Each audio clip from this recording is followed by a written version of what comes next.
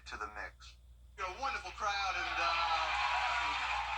so many people remembering Richard Lewis tonight. So many laughs. Good night.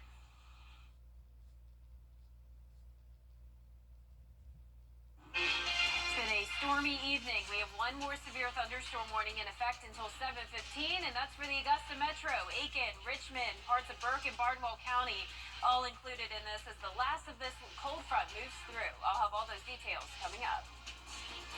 Right now on News Channel 6 at 7, vandalism on the 5th Street Bridge. We'll hear from the mayor about the graffiti. Also ahead, the medical center in Wagner is closing.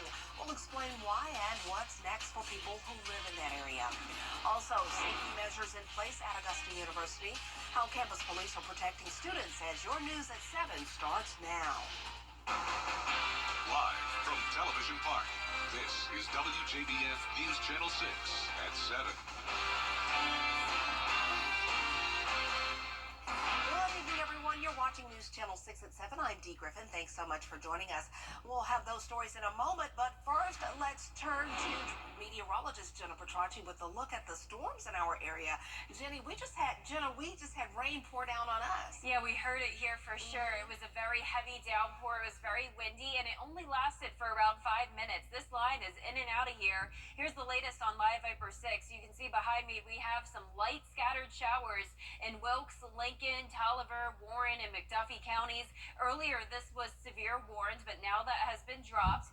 Now, as we look further down towards the south, Jefferson County, right around Louisville and in between Reds as well, we have those heavy downpours, not severe though, and also around Davidsboro, Sandersville, scattered activity. Now, further down towards the metro though, we do have that severe thunderstorm warning. This is now to the south of Grovetown, Martinez, so all of Columbia County, you are in the clear, and most of downtown Augusta now in the clear as well. Aiken looking much better. So the leading edge of this line is now near New Ellington, Jackson, and headed towards Wadesboro. So this severe thunderstorm warning goes until 7:15. Just 15 minutes left. It's weakening. Lightning counter only at 9 strikes here on this radar shot, and that's actually outside of our viewing area. So within the cell here through the metro, no more lightning, which is a key sign of it weakening. Notice just some heavy downpours here and there. Beach Island, Twiggs, Cathwood down to Jackson, McBean. Other than that, it's looking much better on Live Viper 6. So our southern line counties, Barnwell, Bamberg, Allendale, over into Jenkins, you'll get some rain, but at that point, it should no longer be severe warned. Very wet outside. We had that heavy downpour just come through downtown Aiken. You're looking at our Terry Lambert Hyundai Skyview cam. Temperatures cooling off quickly. Upper 50s already in Washington. Still 60s in Augusta, 72 in Wadesboro, 74 in Sylvania. Winds are howling with those wind gusts up to 34 miles per hour in Sandersville. Currently 40 in Augusta and 36 in Aiken. It will stay windy tonight with the temperatures going way down tomorrow. I'll have all those details coming up shortly, but back to you, Dee. All right, thanks so much. We'll see you then. Coverage you can count on continues as vandals have hit the 5th Street pedestrian bridge in Augusta. Augusta University police are reminding students and staff of the safety protocols that are in place in case there is an emergency. Here's News Channel 6's Isabella Moody with more. Augusta University police are making a conscious effort to ensure that students, parents, and staff feel safe on the Augusta and Athens campuses after the tragedy involving an AU nursing student on the Athens campus last week. Although AUPD worked with the UGA police to keep watch over the AU nursing campus in Athens, they want to make sure that the officers from AU went to Athens to engage with their students and faculty there. We wanted to make sure that our students there felt safe, for sure.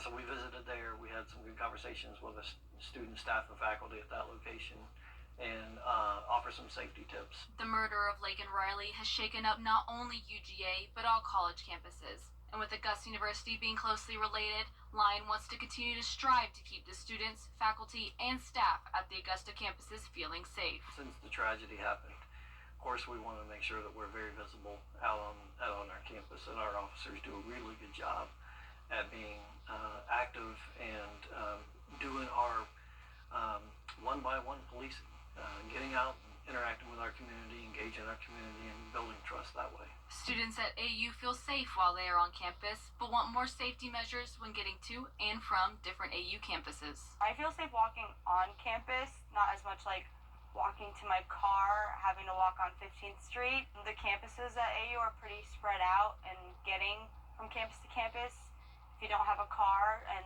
is not the best. Lyon wants to keep reminding the students on campus of the available safety measures in place. So we just reiterate our strategies and continue to educate folks on the strategies that we do have.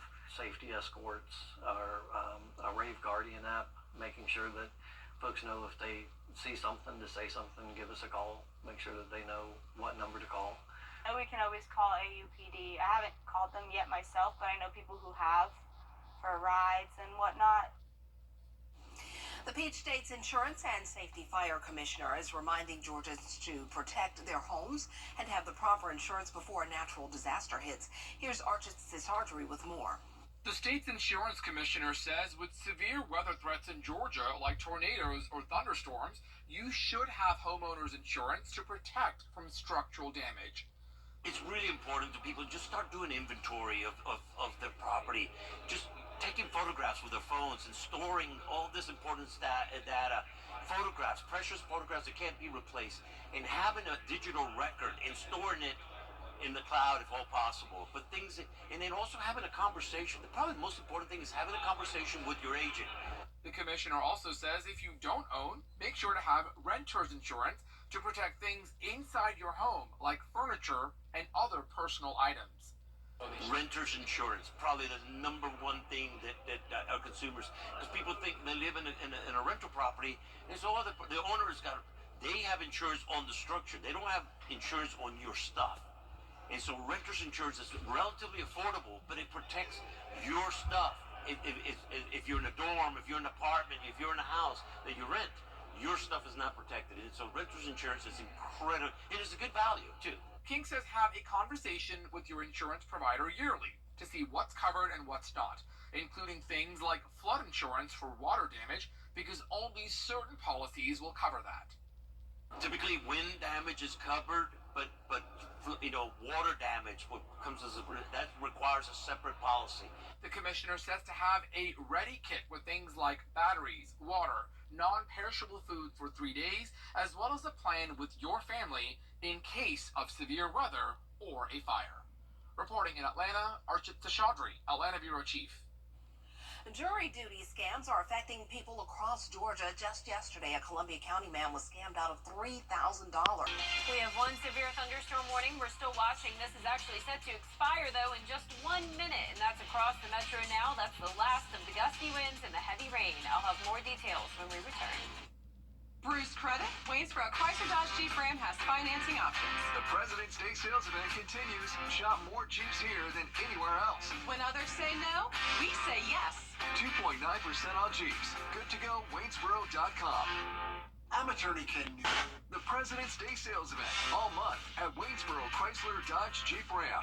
Rates as low as 2.9%.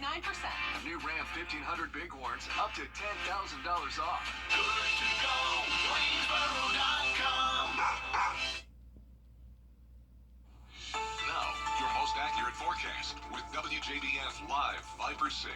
Here's the latest on Live Viper 6. We're tracking some light rain showers up in Wilkes County, McCormick, Lincoln, down into Hancock. Luckily, this is much weaker than what came through earlier. No more heavy rain, and the winds are settling down a little bit. Now, here's a look at some more heavy rain, though. That's happening just to the south of to the east of Harrison, down to the south of Louisville and Jefferson County, to the north of Wadley, and then as we go further off towards the east into the metro, this was our severe thunderstorm warning we just had a moment ago. It is now expired, and the last of the heavy rain now moving through Burke County. So this is right over Waynesboro. So if you were there, this is where the worst impacts are right now, the gusty winds and the heavy rain. The rest of the area looking much improved. Most of Richmond County and Aiken County drying out now. But there's a closer look. New Ellenton down into Jackson, Shell Bluff Landing. That's where the last of it is. And on the broader perspective here, you can see we had that large area of severe thunderstorm warnings earlier today, and then behind it, just some residual rain as that cold front moves through. But other than that, we are going to dry out as we go into the evening hours tonight. So rainfall totals really not too impressive here. Most of us all under a quarter of an inch. Picked up 0.6 inches in an isolated location here in Burke County. Under a tenth of an inch in the metro in Aiken County. So you can tell this was a very fast-moving line. It was in and out very quick. The road's already starting to dry out. As we take a live look at our Terry Lambert Hyundai Skyview cam at Washington Road. It was very, very windy earlier. We heard the rain come down here at the station, but it is done just like that. 64 now here in town. Northwest wind of 15 miles per hour, so those winds have now shifted from the south up towards the north behind the cold front. High pressure will be taking over. It'll be a dry day tomorrow with the cold air moving in. You can see a rainbow of temperatures here with that sharp gradient. 50 already in Atlanta and 40s up in Tennessee. Now for our temperatures, we're already dropping into the upper 50s in Wilkes County, 59 over there, but still at 74 in Millen. So all the warm temperatures allowed those thunderstorms to really get strong as they moved into the warm air. You can see the winds are gustiest around the metro, 21 miles per hour sustained in Sandersville with those wind gusts as high as 36 now in Aiken, 33 in Edgefield, 32 in Waynesboro. The wind alerts continue through tomorrow morning. It will stay very windy, and as we look at the future cast, it's possible that they could extend those severe thunderstorm warnings, though I'm thinking it will just be special weather statements for wind gusts up to 50 miles per hour. So heads up Barnwell down into Jenkins and Emmanuel County. This last portion of the line is moving through you. Just some light scattered showers for the rest of us. Other than that, it will be a dry night as we go into around the 11 o'clock hour. So here's the future cast broad perspective of the southeast. Cold front moves out, high pressure moves in. It'll be dry tomorrow, just breezy and cloudy. Then we'll have another system form in the Gulf of Mexico. This brings a surge of moisture for Friday. And look at all this rain moving in. It'll be heavy at times. Not expecting any severe storms here though, and not even any flooding concerns as rainfall totals should stay under 1 inch. We'll have a brief cool down over the next few days. Then we warm back up into the 70s on Sunday, and it'll be warm next week with more chances of rain. Lows tonight will be cold, back to the 30s. Wind chill will make it feel even colder. Highs tomorrow in the upper 50s to low 60s, and that 10-day forecast showing the chances of rain over the next several days to come. The brief cool down, and then we're warming back up starting on Sunday, and that continues all into next week. Back to you, Dee. All right, thanks so much. Still ahead, we'll have a look at the disastrous fires in Texas and devastating the tornadoes in the Midwest. Stay with us. When bad traffic committed to quality customer service. Devastating wildfires ripping through the Texas Panhandle. Evacuations underway in cities and towns threatened by the heavy smoke and flames. While in the Midwest, a powerful storm whipping through, leaving behind damage in several states. Here's Tim Pulliam with more. A frightening scene as this raging inferno fills the sky. Right now, a handful of wildfires burning across the Texas Panhandle. Oh my gosh. Dry conditions and strong winds providing fuel. The blaze blanketing towns and cities, forcing evacuations. There were houses and structures that were burning. There was so much of it going on. A nuclear weapons facility also had to close and pause operations. With more than 500,000 acres burned, the Smokehouse Creek fire is the second largest wildfire in Texas history. Governor Greg Abbott issuing disaster declarations in 60 counties. To lose all your belongings, and just to be able to only grab a few things, that's a hard thing to come to. Dozens of homes destroyed, but no injury. Meantime, tornadoes barreling through the Midwest overnight. At least 11 reported twisters across Michigan, Illinois, and Ohio. Strong winds downing power lines and trees. In West Jefferson Township, Ohio, firefighters rescuing this man after a tree crashed on his home. I looked out through the hallway and it was covered in 2x4s. I knew I couldn't get out, so I told her, let's go back to bed. Thank God we're alive. The storm system that hit the Midwest now moving east back in Texas. Forecasters predict that the gusty winds will die down, as well as the record heat, rain, and snow expected in the forecast tomorrow. Tim Pulliam, ABC News, Los Angeles. It's the C6. It's time to go infinity and beyond with these new Toy Story themed Crocs. The footwear company has teamed up with Pixar for a new collab, dropping a line of Crocs based on the Toy Story franchise. The new line features 3 different designs: Buzz Lightyear, Woody, and the aliens from Pizza Planet. The new designs also feature gibbets lots of Toy Story characters. And those are shoe charms, if you didn't know, that can be used to decorate your Crocs. The Crocs are available online. Those are cute. I can't wait to see people walking around with those. Yeah, not a big Crocs fan myself, but they are very cute. I like it. Definitely. Well, for our forecast, we are still watching a lot of rain across the CSRA, but it's no longer severe. We have one area of scattered light showers in our northern counties and then some heavier rains, heavier downpours, and some gusty winds further down towards the south of Augusta, but once again, no longer severe. Your 10-day forecast showing the rain returning on Friday and into the weekend.